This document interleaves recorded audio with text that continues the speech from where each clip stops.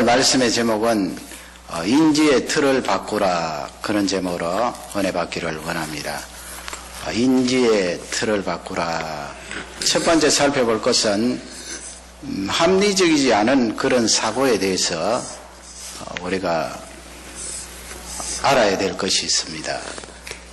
지금부터 약 2000년 전에 스토아 철학자가 남긴 그 말을 우리가 한번 살펴보기를 원합니다. 인간은 사물 혹은 상황에 의하여 고통을 받는 것이 아니라 그것을 향하여 취하는 관점에 따라서 고통을 받는다. 이분은 AD 50년에서 130년까지 산 분인데요. 우리 사람이 이제 고통을 받잖아요.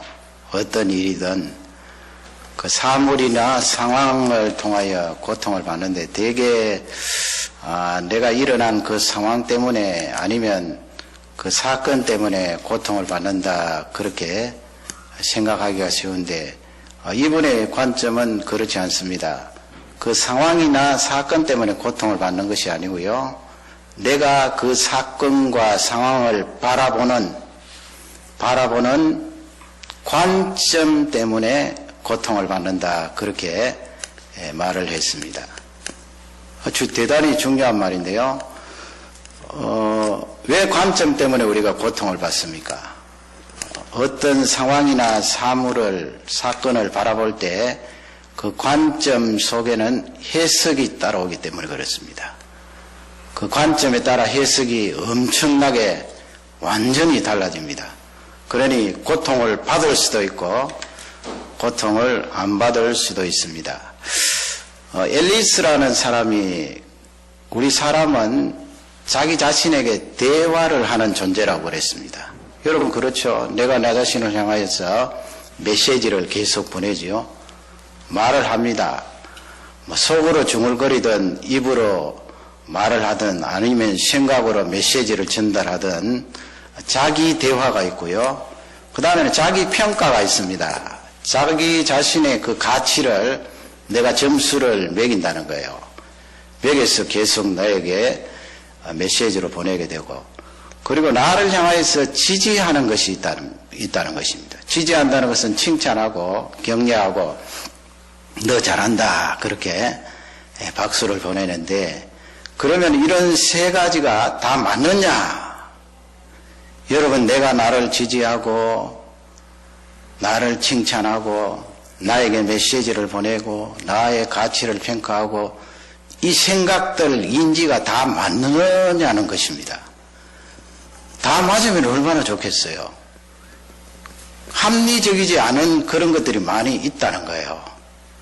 100% 틀린다, 그렇게 말할 수는 없고요. 제가 보기에는 한 50%만 맞아도 괜찮을 것 같은데 어떨 때는 50%도 맞지 않아요. 그러기에 외적인 그런 검사를 해야 됩니다. 우리 하나님의 백성들에게는 외적인 검사 가운데 가장 중요한 것이 하나님의 말씀, 또 기도를 해보고, 또 하나님의 말씀과 기도에 충만한 사람들의 이야기도 들어보고, 그래서 내가 생각하고 있는 이 사고가 맞느냐 틀리냐, 그것을 검사를 받아야 됩니다. 만일에 내가 사고하고 있는 것이 합리적이지 않으면 어떻게 될까요? 해석이 달라지겠지요? 고통이 찾아오겠지요? 예를 들어 보겠습니다. 비합리적인 그런 사고가 어떤 것이 있는가? 당연성이라고 그러는데요. 당위성. 어렵지 않습니다. 예를 들어 보면 우리가 단어를 쓸 때 결코 뭐뭐 아니다, 반드시 해야 된다. 예를 들어 보면은 내가 이 세상에서 태어난 아주 귀한 존재인데 내가 내 자신에게 메시지를 보냅니다. 귀한 존재인데 그러므로 나는 인정을 받아야 된다. 그건 좋잖아요. 그리고 사랑을 받아야 된다. 그러나 거기서 이제 무엇을 집어넣는가 하면 의미 있는 모든 사람들에게, 모든 사람이에요. 그리고 반드시 사랑과 지지를 받아야 된다. 그건 여러분 비합리적인 생각입니다. 나를 향하여서 의미 있는 사람들이 다 지지해 주질 않아요. 사랑해주고 인정해주지 않아요. 100% 나를 사랑해주고 지지해주고 나를 향하여 맞다고 박수 쳐주면 얼마나 좋습니까? 그러나 이 세상이 그렇지 않다는 거예요. 그 다음에는 양극단적인 사고가 있습니다. 검은 것, 흰 것, 그 중간은 없어요. 검은 쪽으로 갔다가 흰 쪽으로 갔다가 흑백 논리라 그러죠. 복음은 여러분 검은 것, 흰 것 분명히 가릴 수 있도록 하나님께서 말씀해 주셨습니다. 예수 그리스도 외에는 구원함을 받을 수 있는 다른 길이 없습니다.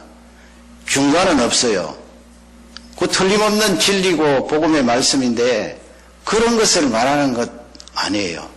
일상생활 가운데 우리가 생각할 때 이 흑과 백을 지나치게 왔다 갔다 하는 거예요. 양극단으로. 그래서 나에게 잘해주면 야, 저 사람 좋은 사람이다, 선한 사람이다. 나에게 잘 못해주고 섭섭하게 해주면 저 사람 악한 사람이다, 나쁜 사람이다. 성과 속을 지나치게 나누어요. 세속적이다, 거룩하다. 지금 복음 안에서 말씀드리는 거 아닙니다. 일반 생활 가운데 말씀드리는 것입니다. 그리고 행복과 불행을 양극단으로 나누어요. 어떤 일이 일어납니까? 내가 조금 일이 잘 안 되고 일이 꼬이면 나는 불행하다 그렇게 생각하기 때문에 그건 문제가 있는 거예요. 또 조금 일이 풀리고 잘 되면 나는 너무 행복하다. 양극단을 왔다 갔다 하니까 그 사고가 합리적이지 않는 것입니다. 또 이런 경우가 있어요. 실제적으로 어떤 증거라든지 일어날 확률이 없는데 내가 지레짐작해서 아주 극단적으로 그렇게 결론을 내리는 거예요. 생각만 스쳐 지나가는 것이 아니고 거기까지 결론을 내리니까 어떻게 됩니까? 말로나 생각으로 행동으로 그렇게 표현을 합니다. 나는 망한다. 그 극단적이죠. 자기가 망한다는 그런 객관적인 증거도 없고 상황도 없는데도 내가 망한다 그렇게 인지를 하니까 그 사람은 비합리적인 틀 속에 들어있는 거예요. 또 부정적으로 보는 사람입니다. 생각하는 사람입니다. 자기 자신 아니면 다른 사람 아니면 상황 눈에 보이는 것이 다 부정적입니다. 그러니 어떻게 되겠어요? 이런 것이 이제 반복적으로 일어납니다. 반복적으로 일어난다는 것은 어떤 사물을 내가 탁 볼 때 생각하는 그 패턴이 자동적으로 돌아간다는 거예요. 어떤 상황이 일어났을 때, 사건이 주어졌을 때 그 상황이나 사건들을 바라보면서 내가 그냥 자동적으로 쭉 풀려나가는데 어떤 사람은 부정적으로 그냥 쏠리는 거예요. 어떤 사람은 긍정적으로 쏠립니다. 이것이 바로 비합리적인 사고다 그렇게 의미를 부여할 수가 있는데요.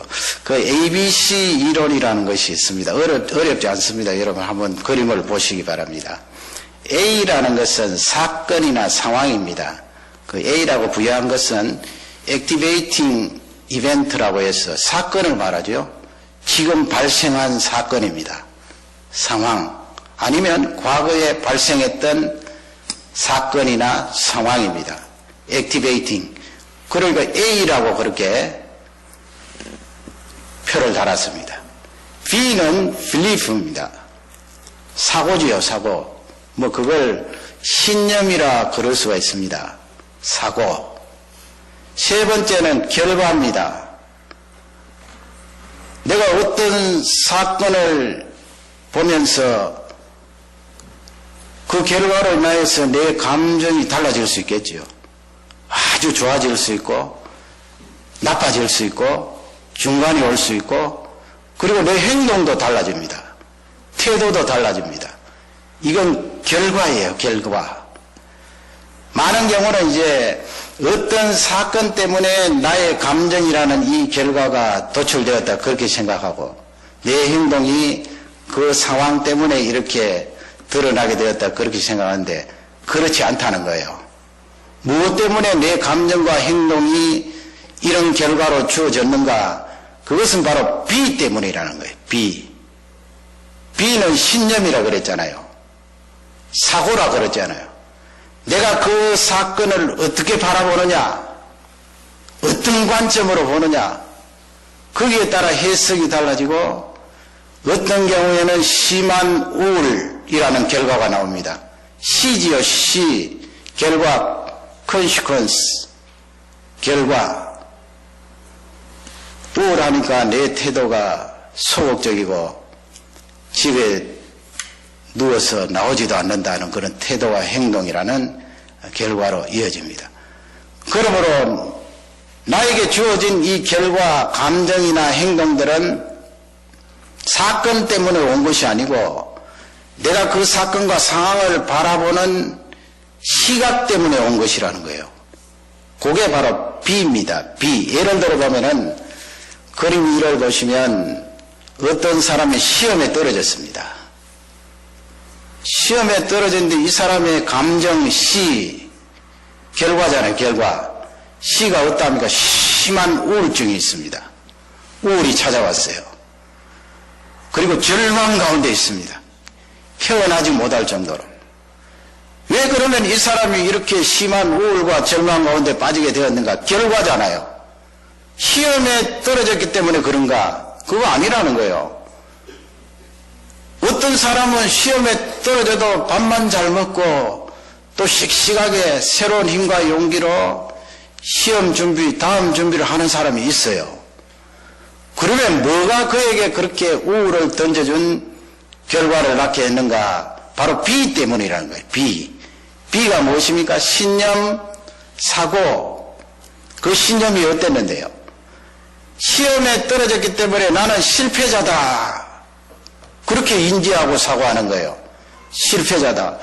자기가 실패자라고 그런 관점으로 시험을 바라보니까 그 다음에 결과적으로 찾아온 것은 심한 우울과 절망과 좌절입니다. 반면에 어떤 사람은 그렇게 사고합니다. 아, 시험에 떨어질 수 있어. 이건 실패가 아니고 내가 성공으로 나아가는 중요한 디딤돌이야. 그런 말도 있잖아. 실패는 성공의 어머니야. 그렇게 자기 자신에게 메시지를 보내는 거예요. 그러니 이 사람은 우울이 들어오지 않고 도리어 그 결과로 건강하게 회복되고 일어날 수 있는 거예요. 더 열심히 공부하고 준비해야지. 여러분, 오늘 말씀의 내용은 이렇게 세 가지 내용을 가지고 하나님의 말씀을 통하여 중점적으로 살펴보기를 원합니다. 물론 요셉의 이 사건이 들어갑니다. 하나님 말씀을 통하여 나 자신을 다시 한번 스케일해 보시고 그런 부분에 받아들이면서 내 이 사고 체계를 바꿀 수 있기를 바랍니다. 성경으로 돌아갑니다. 먼저 민수기 13장으로 가보시면요. 민수기 13장은 잘 아시는 대로 가데스 바네아라는 곳에서 모세가 이스라엘 백성들 12지파 가운데 한 사람씩 뽑아서 가나안 땅에 스파이로 보내는 거예요. 정탐. 그 가나안 땅이 어떤지 살펴보고 오느라. 그 12명이잖아요. 돌아와서 보고하는 사람들은 두 패로 나누었어요. 두 그룹으로. 10사람 있는 쪽, 2사람 있는 쪽. 잘 아시죠? 2사람 있는 쪽은 여호수아 갈렙이고 10사람 있는 쪽은 다른 지파 대표들이에요. 오늘 읽으실 13장, 민수기 13장 31절에서 33절 말씀은 열병 쪽이에요. 그 사람들은 그 땅을 악평하여서 이스라엘 백성들에게 잘못되이 공언을 했지요.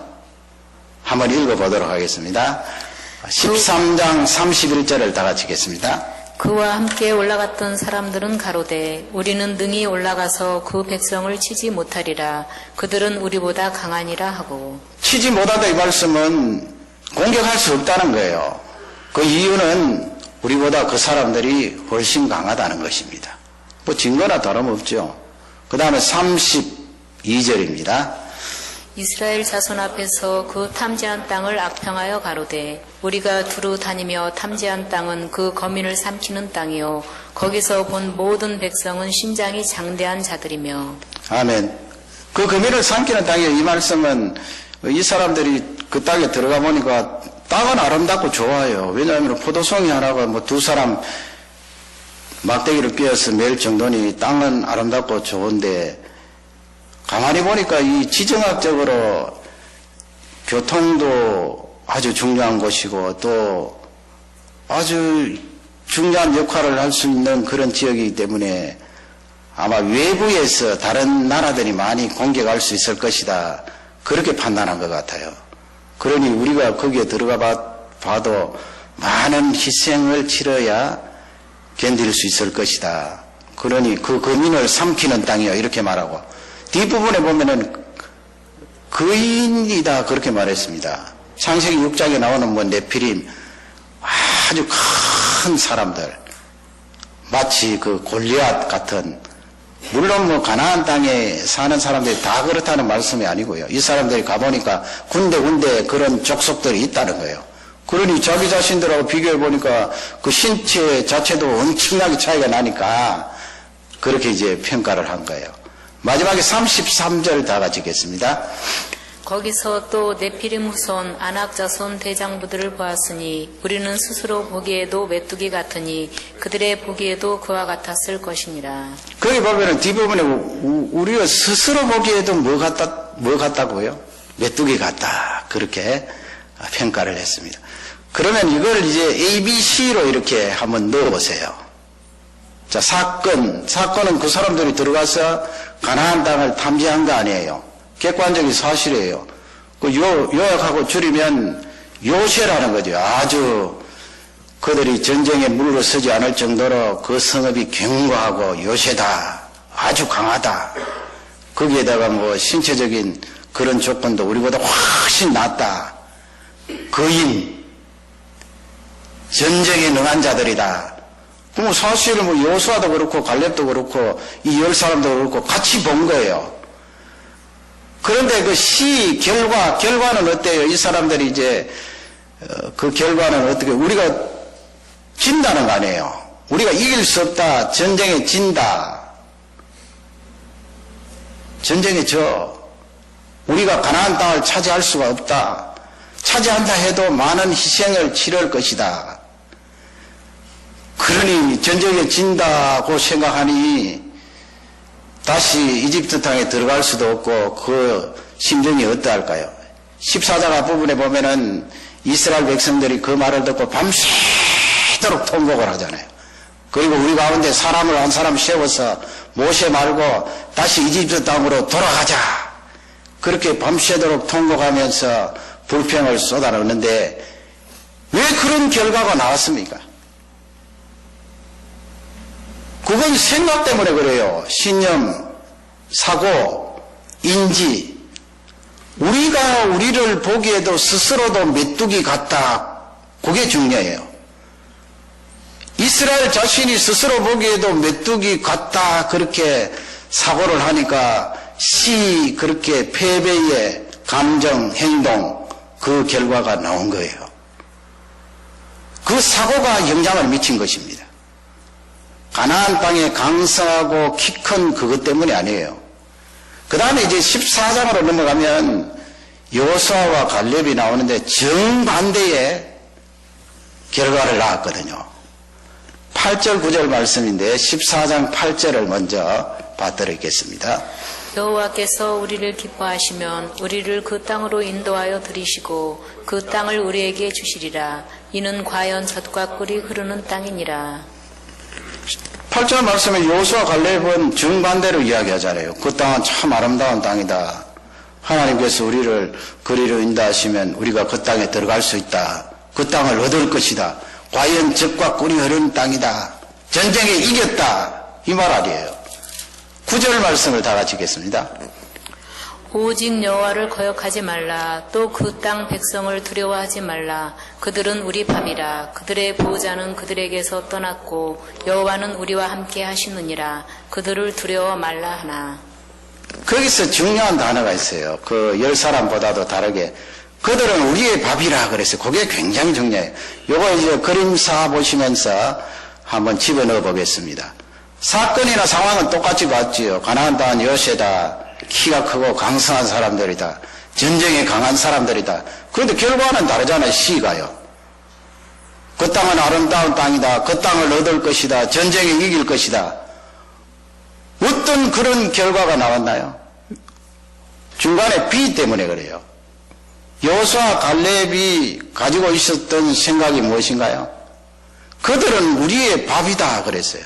그 근거는 하나님이 우리 편이시기 때문에. 그들의 보호자는 그들을 떠났다. 하나님이 우리 편이신데 그들은 우리의 밥이다. 집어삼킬 수가 있다는 말씀이에요. 그러니 그 감정, 행동, 태도, 결과는 우리가 이긴다. 우리가 차지할 수 있다. 얻을 수 있다. 그 땅은 너무너무나 아름다운 젖과 꿀이 흐르는 땅이다. 이렇게 그 결과를 얻게 된 것입니다. 여러분, 우리의 이런 사고의 흐름과 구조가 그토록 중요하다는 것을 성경은 우리에게 잘 알려주고 있습니다. 우리는 하나님을 믿는 백성입니다. 그 비라는 자리 안에 하나님을 중심에 두면 되는 것입니다. 내 사고 속에 하나님, 그러면 보는 각도, 관점이 달라질 것 아니에요. 여호수아 갈렙이 그랬던 것을 볼 수가 있습니다. 그래서 우리는 오늘 두 번째로 주시는 말씀은 우리의 사고의 틀을 바꾸라는 거예요. 사고의 틀을 바꾸어라. 내가 가지고 있는 사고의 틀이 맞는지 안 맞는지도 모르고 일생을 살아가는 사람들이 많이 있습니다. 하나님의 말씀을 듣고 하나님의 말씀을 보면은 내 사고의 틀이 틀렸구나 가르쳐 주세요. 그러면 그 사고의 틀을 바꿔야 돼요. 요셉의 경우를 이제 예를 들어 봅니다. 그림 5를 보시면 요셉이 이제 이렇게 생각할 수 있잖아요. 요셉도 사람인데요. 사건은 어떤 사건입니까? 형들이 나를 팔았다는 거예요. A잖아요, A. 그 상황. 형들이 나를 팔았기 때문에 내가 종으로 팔려왔고 종으로 팔려와서 열심히 일하는데 주인 마님이 나를 유혹해서 내가 뿌리쳤더니 주인 마님이 고자질하고 누명을 덮으시어서 나를 감옥 속에 집어넣었다. 이렇게 고생하면서 내리막길로 걸었던 그의 인생, 그 출발은 형들이 나를 팔았다는 거 아니에요. 그러면 그 그림에서 이제 요셉이 가질 수 있는 감정, 행동, 태도, 그 결과는 어떤 것이 있습니까? 미움이 있겠죠, 미움.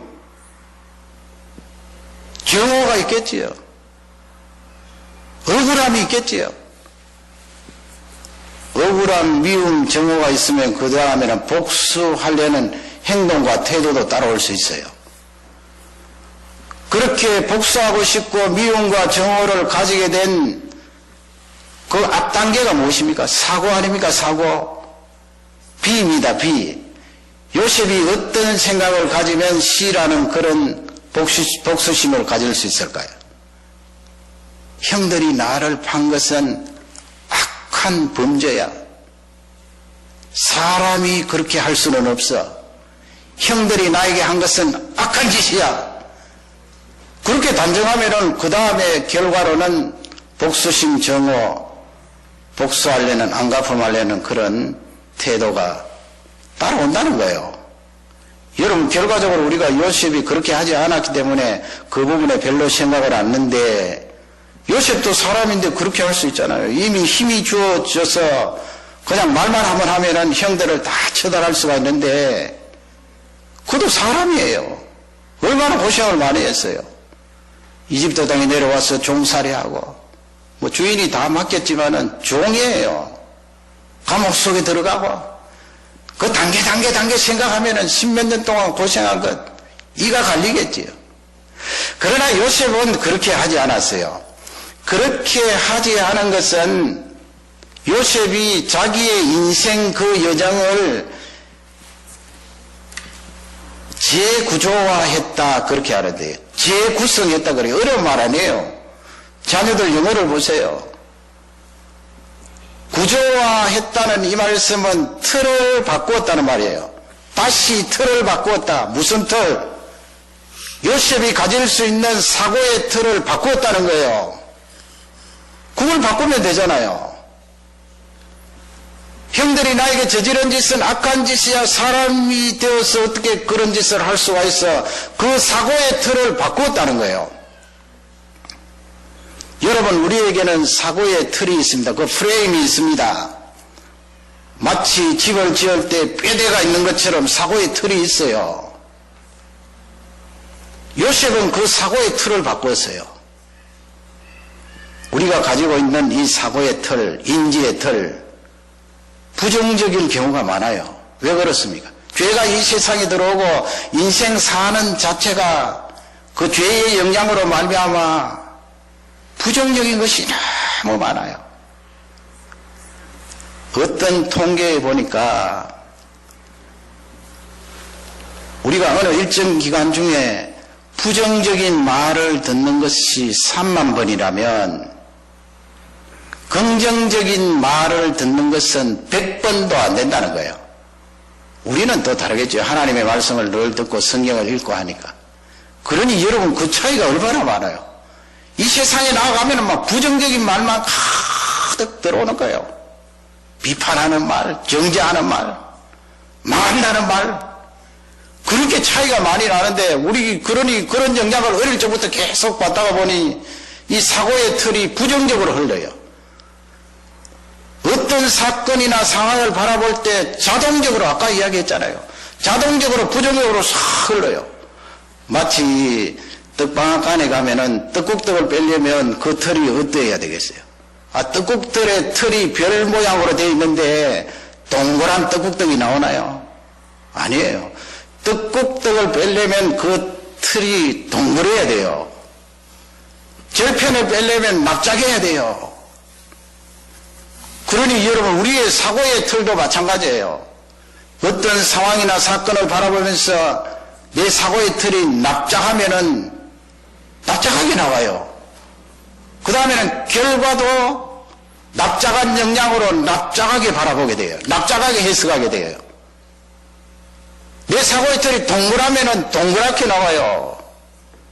재구조와 재구성이라 이 말씀은 그걸 바꾼다는 거예요. 비합리적이고 그릇된 나의 사고의 이 틀을 바꾼다는 거예요. 요셉이 그렇게 했잖아요. 요셉이 바꾸었어요. 바꾸지 않았으면 그 형들이 어떻게 되었겠어요? 요셉이 힘이 있는데요. 그 내용이 이제 45장 앞부분에 나오는데 4절, 5절, 그 다음에 7절, 8절 이렇게 나누어서 요셉이 그 사고의 틀, 인지의 틀을 어떻게 바꾸었는가 살펴보기를 원합니다. 먼저 4절을 다 같이 읽겠습니다. 요셉이 형들에게 이르되 내게로 가까이 오소서. 그들이 가까이 가니 가로되 나는 당신들의 아우 요셉이니 당신들이 애굽의 판자라. 하반에를 보면 당신들이 애굽의 판자를 그거 알고 있잖아요. 틀림없는 사실이에요. 당신들이 나를 팔았습니다. 그러나 그 앞쪽에 보면은 형들을 향하여서 가까이 오십시오. 그 앞서 보면은 많이 울었어요. 요셉이. 정이 많은 사람이에요.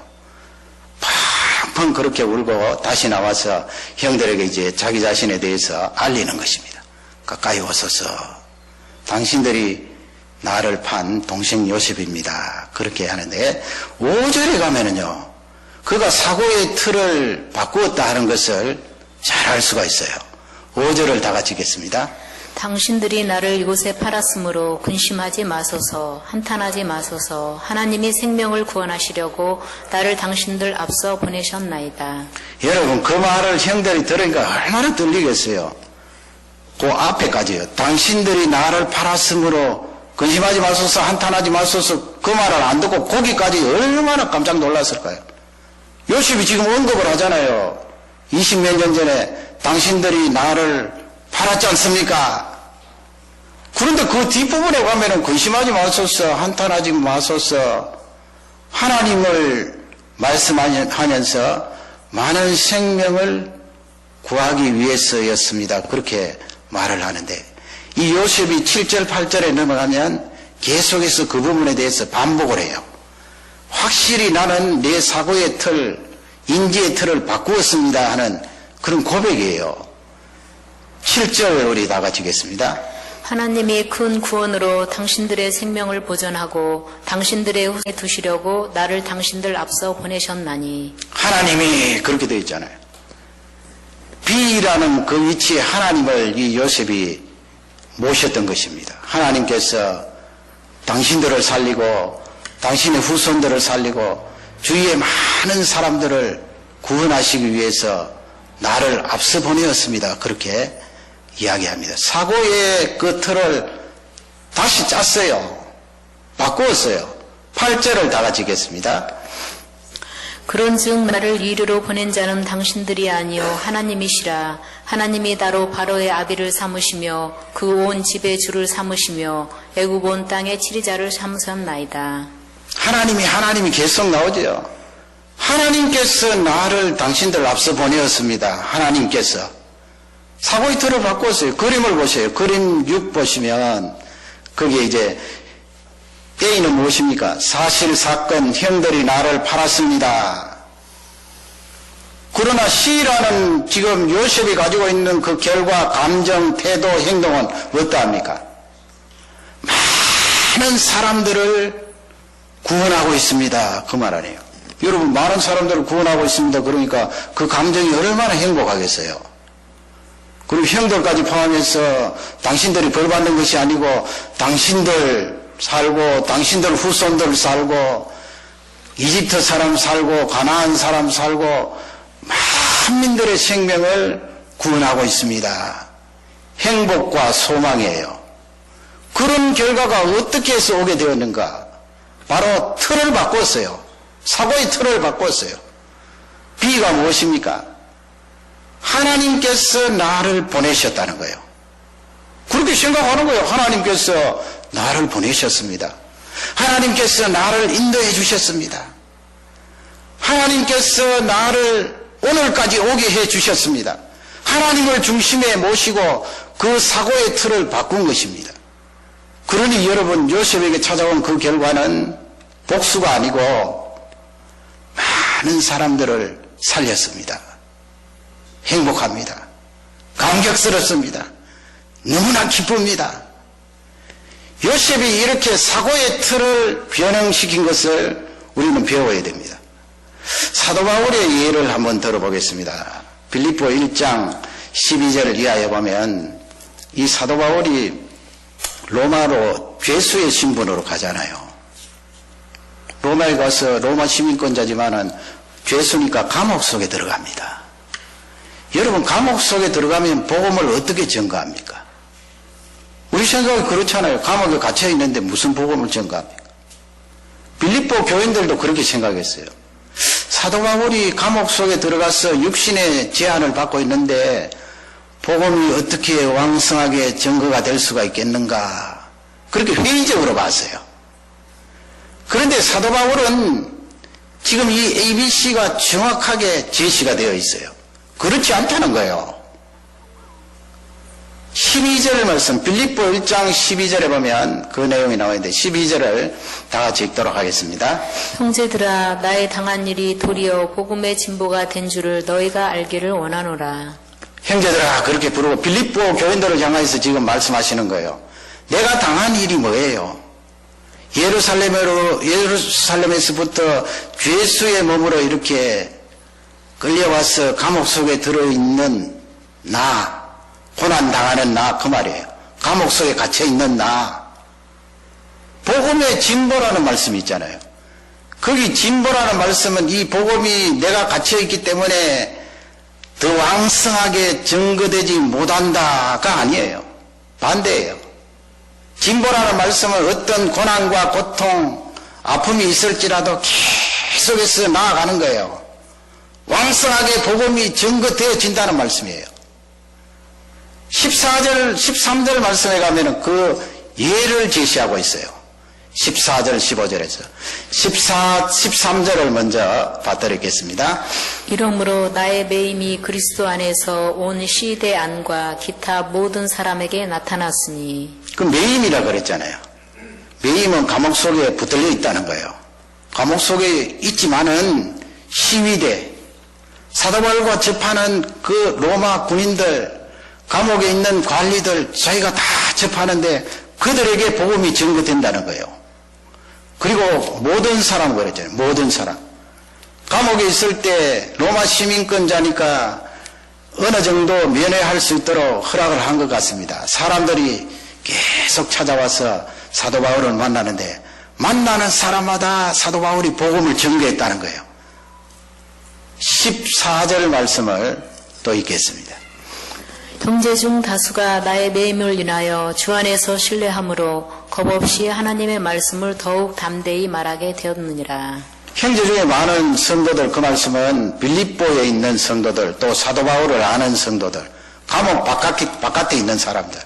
사도 바울은 감옥 속에 갇혀서 묶여 있는데 감옥 바깥에 있던 성도들은 더 믿음이 강해졌다는 거예요. 그리고 거기서 머무는 것이 아니고 하나님의 복음의 말씀을 담대히 겁내지 않고 증거하고 있다. 그러므로 내가 감옥 속에 갇혀 있다고 복음이 사그라든 것이 아니고 더 왕성하게 증거되고 있다. 그림 7을 보세요. 그림 7을 보면 A는 무엇입니까? 사건 상황. 사도 바울이 감옥 속에 들어있는 거 아니에요. 사도 바울의 감정과 행동과 결과는 무엇입니까? 복음이 더 왕성하게 증거되고 있다. 그러니 사도 바울이 얼마나 기쁘겠어요. 몸은 감옥에 있지만은 얼마나 감사하겠어요. 얼마나 행복하겠어요. 복음이 더 왕성하게 증거되고 있는데 그러면 그렇게 생각하고 그 결과를 얻게 된 것은 B가 있어요. B. 13절 14절 말씀에 보면 반복되는 내용이 나와 있는데 그게 무엇인가 하면 그리스도 안에서, 주 안에서 그 말씀이에요. 내가 감옥에 있지만은 주 안에서, 그리스도 안에서. 그게 사도 바울의 생각이에요. 사고의 틀이에요. 내가 묶여있지만은 주 안에서, 그리스도 안에서 있으면 복음은 더 활력있게 증거되어진다. 나에게 있는 것이 아니고 주 안에 있기 때문이다. 그리스도 안에 있기 때문이다. 사도 바울의 그 생각 속에 주 안에서, 그리스도 안에서 그 사고의 틀, 그게 바로 믿음이죠. 믿음의 틀입니다. 그 믿음의 틀로 자신을 바라보고 복음을 증거하게 되고 그 믿음의 틀로 기도하게 되니 복음이 더 왕성하게 증거되어지더라 하는 귀한 말씀이 되겠습니다. 여러분, 이 말씀은 우리를 향하여서 사고의 틀 속에 이 믿음의 눈, 믿음의 시각을 집어넣으라는 귀한 말씀이에요. 이 세상은 믿음의 시각을 집어넣지 못하도록 수없이 방해합니다. 세상에 그런 일이 어디 있어? 감옥에 갇히는데, 요셉이 팔렸는데, 종살이하고 있는데 어떤 일이 일어날 수가 있어? 아니에요. 요셉이나 사도 바울이나 하나님의 인도하심, 예수 그리스도 안에서 그 사고의 틀을 바꿀 때 그것이 믿음이 되었던 것을 볼 수가 있습니다. 우리가 조금 더 적용을 해보겠습니다. 배우자를 바라보는 나의 사고의 틀이 있습니다. 여러분, 누구나 마찬가지예요. 배우자를 바라보는 사고의 틀이, 내가 가지고 있는 사고의 틀이 다 맞나요? 다 정확하나요? 아니에요. 정확하지 않은 경우가 많이 있어요. 그것을 바꿔야 된다는 거예요. 다 틀렸다는 말씀은 아니에요. 그걸 배우자 이미지라 그래요.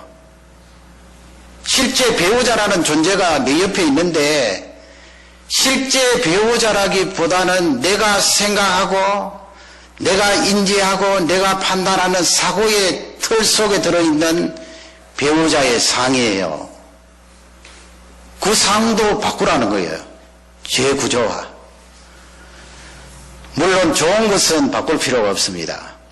좋지 않은 것입니다. 좋지 않다는 것은 비합리적인 거예요. 같이 결혼 생활을 하다 보면 저 부분은 정말로 마음에 들지 않는다. 그런 부분이 있어요. 그러면 그 메시지를 내 속에 차곡차곡 담게 되잖아요. 배우자에 대한 메시지. 나에게 이야기한다고요. 그렇게 자꾸 이야기를 하면 그게 상이 돼요. 이미지가 돼요. 배우자에 대한 이미지. 이야, 저런 부분은 절대로 고칠 수가 없어. 안 좋은 부분에 그렇게 말하는 거예요. 그래서 배우자에 대한 이미지가, 이야, 저 인간은 저 부분에 대해서는 절대로 고칠 수가 없어. 인간 자체가 그런 거야. 결코 안 되는 거야. 그래서 어떻게 보면 그것은 내가 나에게 말해서 내가 만든 배우자의 상이에요. 그래서 그림 8을 보시면 배우자의 이미지가 있잖아요. 그 배우자의 이미지에 따라 나에게 들어오는 결과가 달라질 수가 있어요. 어떤 경우는 굉장히 고통스러워요. 원망스러워요. 짜증이 나요. 괴로워요. 왜 그렇게 그런 결과를 얻게 되었는가? 내 사고의 틀 때문에 그래요. 사고의 틀. 진짜 배우자가 그런 것도 있지만 대개는 배우자를 향한 나의 사고의 틀, 배우자의 상 때문에 그래요. 이미지 때문에. 그 이미지가 무엇입니까? 그게 바로 심리적인 왼수라 그래요. 원수라 그러기는 그렇고요. 우리 말의 뉘앙스인데 심리적인 왼수예요.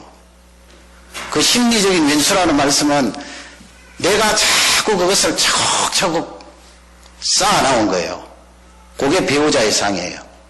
그래서 그 사고의 틀을 바꿔줘야 돼요.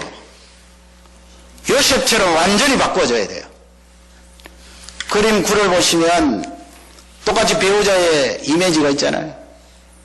그러나 결과 내 태도나 감정은 달라요. 어떤 결과와 감정이 있습니까? 이야, 참 저 배우자가 귀하다. 아름답다.